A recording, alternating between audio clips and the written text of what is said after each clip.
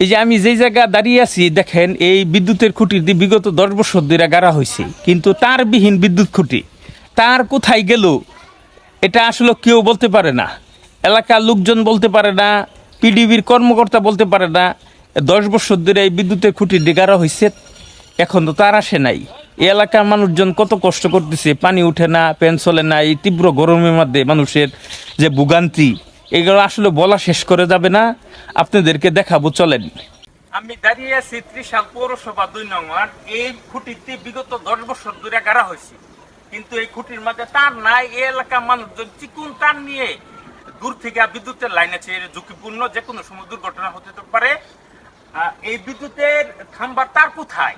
এই এলাকার মানুষজন বিদ্যুতের বেহাল অবস্থা, লাইট জ্বলে না, ফ্যান চলে না, ফ্যান একদম ধীরে ধীরে চলে, কোনো বাতাস লাগে না। এই এলাকার লোকজনের সাথে কথা বলে জানতে পারি, এই এলাকার লোকজন বিগত 18 বছর ধরে কষ্ট করতেছে, কিন্তু আপনার এই খুঁটি আসছে 10 বছর, কিন্তু তার নাই। কেন নাই এটা বিদ্যুৎ বিভাগ বলতে পারে না। আমি এই খুঁটি যে 10 বছর ধরে গাড়া হয়েছে, আমি ত্রিশাল প্রকৌশলী পিডিবি কর্মকর্তা, বিদ্যুৎ বিতরণ কেন্দ্র, এখানে প্রকৌশলীর কাছে যাই। ময়মনসিং কেওয়াটখালী বিদ্যুৎ চিফ ইঞ্জিনিয়ারের সাথে কথা বলি। জেলা প্রশাসক 1 বছর আগে ওনার সাথে কথা বলি। তাদের সাথে কথা বলে কোনো কিছু হয় নাই।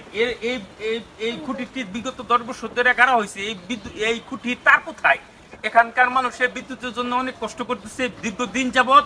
তাদের আপনার পানি উঠে না, কল দিয়ে লাইট জ্বলে না, ফ্যান চলে না। এই এলাকার মানুষের আপনার এরকম কষ্ট কখনো দেখি নাই।